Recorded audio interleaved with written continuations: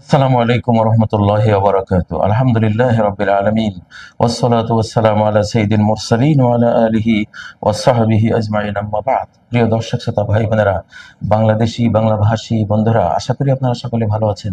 আলহামদুলিল্লাহ, আমরাও ভালো আছি। হজে যাবার সময় আপনাদেরকে বাংলাদেশকে আল্লাহর কাছে আমানত রেখে হজে গিয়েছিলাম। হজের পরে দেশে ফিরে আসার পরে প্রথম আপনাদের মুখোমুখি হলাম। এর মধ্যেই একটা ইতিহাসের মোড় ঘুরে যাবার মতো একটি বিশ্ব পরিবর্তনকারী ঘটনা ঘটে গেছে, সেটা আপনারা সবাই জানেন। এটা কিন্তু একটা টার্নিং পয়েন্ট। তো সেটা নিয়ে কিছু কথা বলতে বলতে বলতে ইচ্ছা করতে করতে করতে আজকে আল্লাহর কলম অনুমোদন দিয়েছে হয়তো, সেজন্য আজকে বসতে পারলাম আলহামদুলিল্লাহ। শিরোনামটি দেখতে পাচ্ছেন, ইসলামিক শতাব্দীর আগামী শত বিজয়ের একটি বিজয়, ইরানের বিজয়। আগে আগে দেখিয়ে হোতা হ্যায় ক্যা।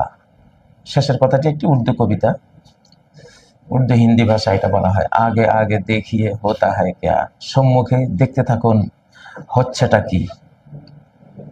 আমরা আগেই ঘোষণা করে রেখেছি 2024 পরবর্তী এই শতাব্দীটি ইসলামিক শতাব্দী।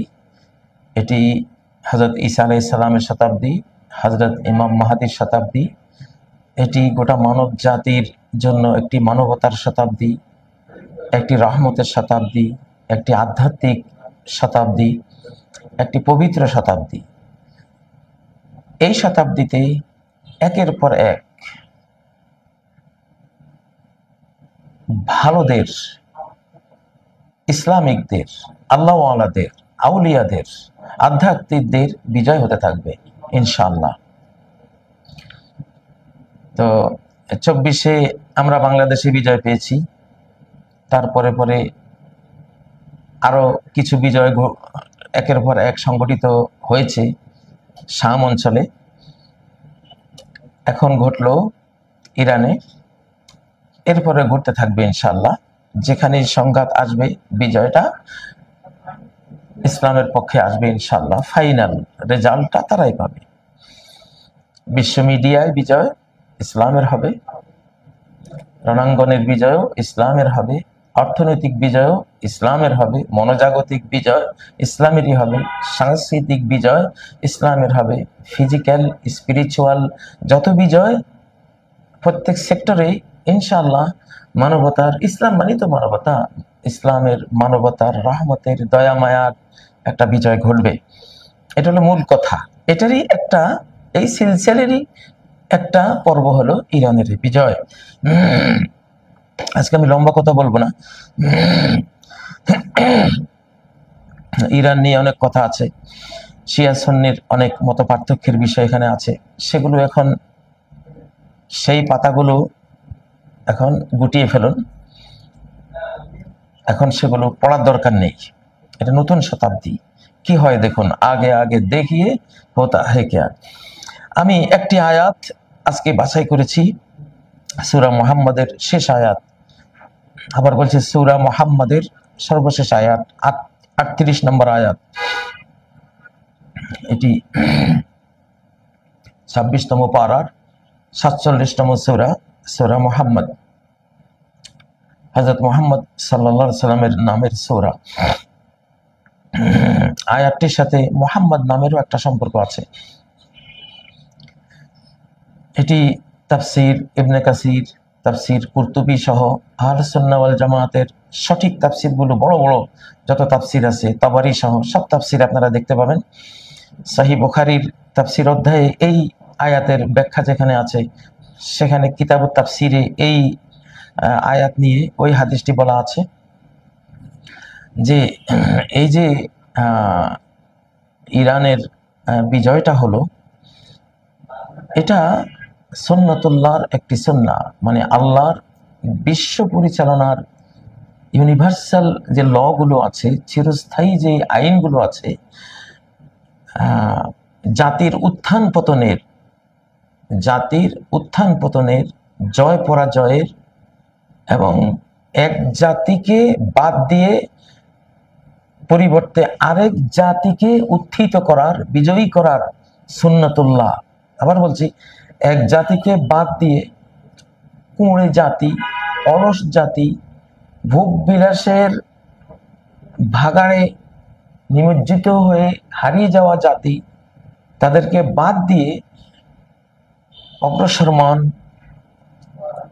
উদ্দীপিত, উজ্জীবিত, সত্যবাদী, বীর এবং ন্যায়পরায়ণ কোন জাতিকে আগের ওই দুর্বল হয়ে যাওয়া, হারিয়ে যাওয়া জাতির জায়গায় আল্লাহ তাআলা চয়েস করে, মনোনয়ন করে নিয়ে আসেন। সেই ধরনের একটা ঘটনা ঘটে গেছে। আরব জাতিকে বাদ দিয়ে আল্লাহ তাআলা ইরানের সাথে আফগানিস্তান, পাকিস্তান, আমাদের বাংলাদেশ সহ আরো আশপাশের এই জাতিগুলো আছে, আল্লাহ তাআলা বর্তমান অধিকাংশ আরবদের অকর্মণ্যতা, তাদের অথর্বতা, সাহসহীনতার কারণে তাদেরকে বাদ দিয়ে আল্লাহ ইরানিয়ান এবং তার আশপাশের জাতিগুলোকে বদলে এনে বিশ্বের সামনে দাঁড় করিয়েছেন। এরা এখন লিডার। তো সে আয়াতটি আমি পড়ছি, আউযু বিল্লাহি মিনাশ শাইতানির রাজীম, ওয়া ইন তাতাওয়াল্লাউ ইয়াস্তাবদিল কওমান গায়রাকুম সুম্মা লা ইয়াকুনু আমসালাকুম। ওয়া ইন তাতাওয়াল্লাউ, যদি তোমরা মুখ ফিরিয়ে নাও, হে আরব জাতি, হে নবীর সাহাবীরা, নবীর সহচররা, নবীর জাতি, তোমরা যদি মুখ ফিরিয়ে নাও, কিসের থেকে মুখ ফিরিয়ে নাও? আমার দ্বীনের সাহায্য করা থেকে, দ্বীনের পথে অকুতুবে চলা থেকে যদি মুখ ফিরিয়ে নাও, ইয়াস্তাবদিল, তিনি বদলে নেবেন, অল্টারনেট করে নেবেন, কওমান, অন্য জাতিকে, অন্য সম্প্রদায়কে, গায়রাকুম, তোমাদের ছাড়া, যারা তোমাদের অন্তর্ভুক্ত না, তারা ভিন্ন রক্তের, ভিন্ন ভিন্ন বংশের, ভিন্ন ভৌগোলিক সীমারেখার অন্য কোন জাতিকে তিনি মনোনীত করবেন তার দ্বীনের ঝান্ডা বুলন্দ করার জন্য, দ্বীনের সাহায্য করার জন্য। এইভাবে তিনি করবেন। সুম্মা লা ইয়াকুনু আমসালাকুম, অতঃপর তারা তোমাদের মতো এত অকর্মণ্য হবে না। যে অকর্মণ্যতার কারণে, যে অথর্বতা, পঙ্গুত্ব, সাহসীনতার কারণে তোমাদের বদলে অন্য জাতিকে আনবেন, যাদেরকে আনবেন তারা তোমাদের মতো আর হবে না। এই আয়াতটি সাহাবীদের বেষ্টনীর মাঝে বসে নবী সাল্লাল্লাহু আলাইহি ওয়াসাল্লাম যখন তেলাওয়াত করলেন, সহিহ বুখারীর এই আয়াতের তাফসীর খুলে দেখুন, ইবনে কাসির খুলে দেখুন, কুরতুবী খুলে দেখুন, বিভিন্ন তাফসীর, বড় বড় তাফসীর, তাবারি খুলে দেখুন, সব তাফসীরে আছে যে তিনি তখন সাহাবীদের বেষ্টনীর মধ্যে বসা। তখন এই আয়াত যখন সাহাবায়ে কেরাম শুনলেন, তারা তো যে কোনো আল্লাহর কথাকে একবারে গড পার্টিকলস পর্যন্ত, একবারে রুট লেভেল পর্যন্ত তারা পৌঁছে যেতেন। তো তারা প্রশ্ন করলেন, ইয়া রাসূলুল্লাহ, এরা কোন জাতি যে আমরা দিন ছেড়ে দিলে, ইসলামের যে বীরত্ব গাথা, দুঃসাহসিক যে একটা ইমানি মনোবল নিয়ে চলার কথা, সেগুলো আমরা বাদ দিয়ে দিলে আমাদেরকে আল্লাহ তাআলা মাইনাস করে অন্য জাতিকে সেই জায়গায় বসিয়ে দিবেন। এই জাতি এরা কারা? আরবদের বদলে কাদেরকে আল্লাহ আনতেন? তখন নবী সাল্লাল্লাহু আলাইহি ওয়াসাল্লামের সাথে সালমান ফারসি, পারস্যের, ইরানের সালমান রাদিয়াল্লাহু তাআলা আনহু, তিনি উপবিষ্ট ছিলেন, বসা ছিলেন। নবীজি সালমানের মাথায় হাত দিয়ে বললেন, হাযা ওয়া কওমুহু, ইরানের এই সালমান এবং তার ইরানি জাতি তোমাদের বিকল্প হবে, তোমরা যদি আল্লাহর দ্বীনকে সাহায্য করা থেকে মুখ ফিরিয়ে নাও। সুবহানাল্লাহ, আয়াতটা কতটা সত্য হলো। সালমান, ইরানের সালমানের মাথা নবীজি হাত দিয়ে এই কথাটা বললেন, হাযা ওয়া কওমু, এই সালমানের জাতি অর্থাৎ ইরানিয়ান জাতি তোমাদের স্থলাভিষিক্ত হবে, হে আরবরা। তারপর নবীজি বললেন, লাউ কানাল ঈমানু বিসুরাইয়া লানালাহু রিজালুন মিন ফারিস। ঈমান যদি সপ্তর্ষি মণ্ডলী, আকাশের তারকা মণ্ডলীর ওখানেও থাকে, এত সুদূরে যদি ঈমানের কোনো পয়েন্ট থেকে, তাহলে এই সালমানের জাতি ওখান থেকে ঈমানটাকে আহরণ করে আনবে, এতটা ধী শক্তি সম্পন্ন। আজকে তাই তো দেখলাম, আজকে তাই তো হলো। ওয়াইন তাতাওয়াল্লাউ ইয়াস্তাবদিল কওমান গায়রাকুম সুম্মা লা ইয়াকুনু আমসালাকুম। আজহার বিশ্ববিদ্যালয়ের একজন পণ্ডিত, তিনি এই কথাই বলেছেন, ইস্তাবদালাল্লাহু ফারিসা বিল আরব। আল্লাহ তাআলা আরবদের বদলে পারস্যবাসীকে মনোনীত করেছেন ইসলামের শেষ শতাব্দীর বিজয়ের জন্য। এমনটা অতীতে হয়েছিল। আব্বাসি খেলাফতের মাধ্যমে আরব খেলাফতের পতন শেষে আল্লাহ তাআলা মঙ্গোলিয়ান জাতি, চেঙ্গিস খান, হালাকু খানের জাতিকে বিকল্প হিসেবে ইসলামের তৌফিক দিয়ে এনেছিলেন। সেই হালাকু খান, চেঙ্গিস খানের জাতি হলো তুর্কি জাতি, তার টার্কিশ এরদোগানদের জাতি। সুলতান সুলেমানরা সেই হালাকু খান, চেঙ্গিস খানদেরই বংশধর, সেই বংশেরই মানুষ। তারা 720 বছর পর্যন্ত ইসলামের নেতৃত্ব দিয়েছিল। আল্লাহ বদলে নিয়েছেন। এটা সুন্নাতুল্লাহ, আল্লাহর মহাজাগতিক একটি কানুন, যে আপনি ছেড়ে দিলে, দ্বীনকে ত্যাগ করে দিলে আল্লাহ বসে থাকবেন না, আল্লাহ আরেক জাতিকে সেই জায়গায় আনবেন। এটি সূরা আল মায়েদার 54 নম্বর আয়াতে আল্লাহ বলেছেন, ইয়া আইয়ুহাল্লাযীনা আমানু, ওহে ঈমানদার সমাজ, মাইয়ারতাদ্দা মিনকুম আন দীনিহি, তোমাদের মধ্যে যেই তার দ্বীন থেকে বিচ্যুত হয়ে যাবে, দ্বীনকে ত্যাগ করে দ্বীন থেকে সরে যাবে, যেমন আমরা অনেকে দ্বীন থেকে সরে গেছি, ইসলাম থেকে, কোরআন থেকে সরে গেছি, কোরআন শিক্ষা থেকে সরে গেছি, ইসলামিক যে খেলাফা, ইসলামিক যে রাষ্ট্র শাসন, এগুলি বললেই আমাদেরকে বিভিন্ন গালিগালাজ করা, আমরা সরে গেছি। তো তোমরা থামো, আল্লাহ তোমাদের মুখাপেক্ষী না। ফাসাউফা ইয়াতিল্লাহু বিকওমিন, আল্লাহ এমন সম্প্রদায়কে নিয়ে আসবে তোমাদের জায়গায়, তোমাদেরকে ছুঁড়ে ফেলবেন, এবং এমন সম্প্রদায়কে নিয়ে আসবেন, ইউহিব্বুহুম ওয়া ইউহিব্বুনা, তাদেরকে তিনি ভালোবাসেন, তারাও তাকে, আল্লাহকে ভালোবাসে। আযিল্লাতিন আলাল মুমিনিন, মুমিনদের জন্য তারা হবে সফট কর্নার, কোমল ব্যবহারকারী। আইজ্জাতিন আলাল কাফিরিন, বেঈমানদের উপরে হবে তারা অত্যন্ত কঠিন। ইউজাহিদুনা ফি সাবিলিল্লাহ, আল্লাহর পথে যুদ্ধ করবে। লা ইয়াখাফুনা ফিল্লাহি লাওমাতা লাইম, আল্লাহর ব্যাপারে কোন ভৎসনাকারীর ভৎসনাকে তারা তোয়াক্কা করবে না। যালিকা ফাদলুল্লাহ, এটি একটি অনুগ্রহ। এই ইস্তিবদালটা, এই যে এক জাতিকে ছড়ে ফেলে আরেক জাতিকে বদলে নিয়ে আসা, এটি আল্লাহর অনুগ্রহ। এই অনুগ্রহ আল্লাহ যাকে চান তাকে দেন।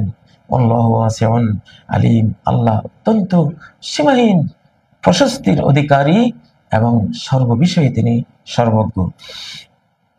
প্রিয় বন্ধুরা, তো এক রাতে যদি আল্লাহ তাআলা ইমাম মাহদিকে মাহদিতে রূপান্তর করতে পারেন, হতে পারে ইরানিয়ানের জাতিকে এক মুহূর্তে আল্লাহ তাআলা ইসলামের সঠিক পথে, সঠিক রাস্তায় নিয়ে এসেছেন। এক যুদ্ধের প্রেসারে ফেলে, আমি তো ইমাম খোমেনির বক্তৃতা শুনি, আমরা ফার্সি ভাষার পড়ালেখা করা মানুষ, ওনার যে ফার্সি বক্তব্য শুনি, গভীর পণ্ডিত মানুষ, এবং সেখানে শিয়া ইত্যাদির কোনো কথা নেই, কোরআনের কথা, সুন্নাহর কথা, ইসলামিক যে বিশ্ব মহাবিশ্বের মধ্যে যে সুন্নাতুল্লাহ, কাওয়ানিনুল্লাহ, আল্লাহর কানুন, লগুলো চলমান, সেগুলোর অনেক বড় পণ্ডিত নেই। তো আমরা দোয়া করি আল্লাহর কাছে, আমি তখনই দোয়া করেছি, আল্লাহ, যে ইরানিয়ানরা 900 বছর, মানে তারা একসময় খাঁটি আহলে সুন্নাহ ওয়াল জামাআহ ছিল, আমাদের মতোই মুসলিম ছিল। মুখতার নামে তাদের এক বাদশা তাদেরকে শিয়াইজমে ঢুকিয়েছে। তারপরে ইরানে কোটি কোটি সুন্নি সঠিক মুসলিমরা আছেন। তো এটা বলছি, আমরা যে শিয়া সুন্নিটা পার্থক্য করি সেই পয়েন্ট অফ ভিউ থেকে বলছি, আসলে কোনো পার্থক্য নেই, আমরা সবাই মুসলিম, এটাই কথা। তো এখন এই শেষ মুহূর্তে এসে এটা কোরআনিক জেনারেশন তৈরি হবে। সাহাবীরা যেমন আল জিলুল কোরআনি, কোরআনিক জেনারেশন ছিলেন, সুন্নাহ তার সাথে ছিল।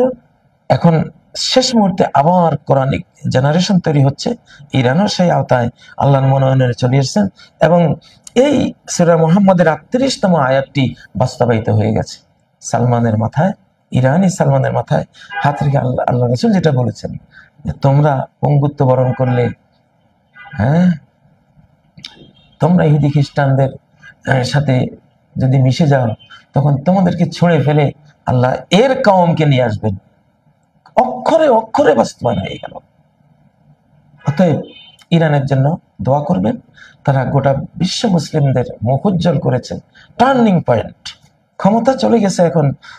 আমরা আগে বলতাম এটা 24 পরবর্তীতে ক্ষমতা মুসলিমদের হাতে, আরো জাগরুক হলো, উজ্জ্বল উজ্জীবিত হলো ইরান যুদ্ধের মাধ্যমে। কিভাবে, কল্পনার বাইরে কিভাবে ক্ষমতাটা মুসলিমদের হাতে আরো পাকাপোক্ত হলো। এবং সূরা নিসার 159 নম্বর আয়াতের যে ভবিষ্যৎবাণী, ওয়াই মিনাহলিল কিতাবি ইল্লা লা ইউমিনান্না বিহি ক্বাবলা মাউতি, প্রত্যেক আহলুল কিতাব, ইহুদি খ্রিস্টান জাতির যারা ভালো, খ্রিস্টান জাতির মধ্যে বেশি, ইহুদিদের যারা 2-4 জন ভালো থাকবে, আহলুল কিতাবরা মৃত্যুর আগে সবাই মুসলিম হয়ে যাবে। আমি প্রেসিডেন্ট ট্রাম্পের ব্যাপারেও আশাবাদী, আমি আমেরিকানদের ব্যাপারেও আশাবাদী, ইউরোপিয়ান খ্রিস্টানদের ব্যাপারে আশাবাদী, রাশিয়ান খ্রিস্টানদের ব্যাপারে আশাবাদী। এই আয়াত সূরা নিসার 159 নম্বর আয়াতের বাস্তবায়ন টাইম এখন এই শতাব্দীতে। ওই মিনাহলিল কিতাবে ইল্লা লা ইউমিনান্না বিহি, অবশ্যই কিতাবধারী আহলুল কিতাব, তাওরাত, ইনজিল, বাইবেল এবং তওরার যারা পাঠক, যারা জাতি, এদের একজনও বাকি থাকবে না ঈমান ছাড়া। এটা সেই শতাব্দী শুরু হয়েছে ইরান যুদ্ধের মাধ্যমে, এটা বিশ্বের সামনে এসে গেছে প্রিয় বন্ধুরা। অতএব আশায় বুক বাঁধতেই পারি, আগে আগে দেখিয়ে হতা হ্যায় কেয়া, এটা বলতেই পারি। বাংলাদেশে তাই ইনশাআল্লাহ। বাংলাদেশে ইসলাম নিয়ে যারা এগিয়ে আসবেন, সর্বক্ষেত্রে ইসলাম নিয়ে আপনি কথা বলুন, হ্যাঁ ইনশাআল্লাহ আমরা ধীরে ধীরে, আমরা বলছি না একদিনেই আপনি একেবারে খাঁটি মুসলিম হয়ে যাবেন। নবীজির আমলে কেউ একদিনে খাঁটি মুসলিম হয়ে যায়নি, 23 বছর লেগেছে। 23 বছরে সম্পূর্ণ ইসলাম এসেছে। আপনি নিয়ত করে ফেলুন, আপনি আস্থা নিয়ে আসুন অন্তরে, ইনশাআল্লাহ। আমি ইরানের সাথে আছি, খোমেনির সাথে আছি, ফিলিস্তিনিদের সাথে আছি, শামদের সাথে আছি, ইমাম মাহদির সাথে আছি, হযরত ঈসা আলাইহিস সালামের সাথে আছি, আল্লাহর সাথে আছি, মুহাম্মদুর রাসূলুল্লাহ সাল্লাল্লাহু আলাইহি ওয়াসাল্লামের সাথে আছি। ওনারা যেভাবে বলেছেন সেভাবে চলবো, সেভাবে রাজনীতি করব, সেভাবে রাষ্ট্র চালাবো, সেভাবে পরিবার চালাবো, সেভাবে নিজে চলবো। আপনি ইন্নামাল আমালু বিন্নিয়াত নিয়ত করে বলুন, ইনশাআল্লাহ সেই সময়টা একেবারে এখন আপনার সামনে। হ্যাঁ, ফররুখের 7 সাগরের মাঝি কবিতাটি বুঝি এই শতাব্দীর জন্য সে লিখে গেছে। আমরা দোয়া করি ফররুখের কাছে আল্লাহ বার্তা পৌঁছিয়ে দিন যে কত যে আধার পর্দা পাড়ায় ভোর হলো জানি না তা, নারঙ্গী বনে কাঁপছে সবুজ পাতা। সে নতুন শতাব্দীর এই বার্তা আল্লাহ আপনি ফররুখকে পাঠিয়ে দিন যে হ্যাঁ, তোমার স্বপ্নে সে শতাব্দী এখন এসে গেছে, তোমার বাংলাদেশে, সারা বিশ্বে। অতএব এটা এখন বাস্তবায়িত হবে, আল্লাহ তাআলা তৌফিক দিন। আবার বলছি, সূরা মুহাম্মদের 38 নম্বর আয়াতটি দেখে নিন, তাফসীর ইবনে কাসির সহ কুরতুবী, তাবারী সব বড় বড় তাফসীর কিতাবে দেখে নিন নবীজি কিভাবে ইরানের কথা বলেছেন। সালমান ফারসিকে অবলম্বন করে মাথায় হাত রেখে বলেছেন, এবং সেখানে যেটা বলেছেন যে লাউকান আল ঈমান, ঈমান, খাঁটি ঈমান, খাঁটি তাওহীদ যদি সপ্তর্ষি মণ্ডলীতে থাকে, সেখান থেকে নিয়ে আসবে।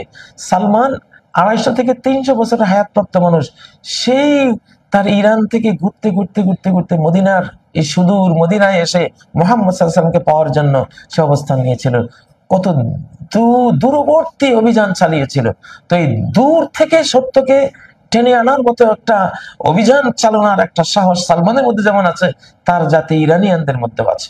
পারস্য সাম্রাজ্যের সেই স্মৃতিবাহক এই জাতির মধ্যে আছে।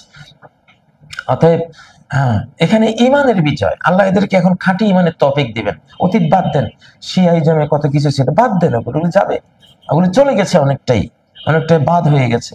তারা এখন খাঁটি ইমানের পথে, আলহামদুলিল্লাহ। তো ঈমান তাদেরকে আবার সপ্তর্ষি মণ্ডলী থেকেও ঈমান আহরণ করার তৌফিক দিয়ে দেবে আল্লাহর অনুমতি ক্রমে, আল্লাহর অনুমোদন ক্রমে ইনশাআল্লাহ। তো আল্লাহ তাআলা ইরানের বিজয়কে বিশ্ব মুসলিমের বিজয় হিসেবে তিনি দান করুন, এবং আরবদের যারা এখনো সাহসী আছেন, আপনারাও সবক পাঠ অর্জন করুন, শিক্ষা অর্জন করুন যে কিভাবে আপনারা বাদ পড়ে গেলেন। হ্যাঁ, যাদেরকে আপনারা আপনাদের নিরাপত্তার ওসিলা বানিয়েছেন, তারাই আপনাদের পতনের ওসিলায় রূপান্তরিত হলো। আর তারা যাদের শত্রু ছিল, এখন তারাই বিজয়ী হলো, এবং দেখবেন এক পর্যায়ে এরাও তাদের বন্ধু হয়ে যাবে। বিজয়ীর বন্ধু থাকে পৃথিবীর সব মানুষরাই। আন্নাস আবিদুমান গালাব, মানুষ বিজয়ী শক্তির অনুসারী হয়, এটাই ইতিহাস, এটাই স্বাভাবিকতা। তো আল্লাহ তাআলা ইরানের এই বিজয়কে মোবারক করুন, বরকতময় করুন। সামনে আরো যুদ্ধ হবে, আমি বলছি শত বিজয়ের একটি বিজয় এটি, আরো শত বিজয় আমাদের সামনে পাইপলাইনে অপেক্ষমান আছে। আগে আগে দেখিয়ে হোতা হ্যায় ক্যা। আসসালামু আলাইকুম ওয়া রাহমাতুল্লাহি ওয়া বারাকাতুহু।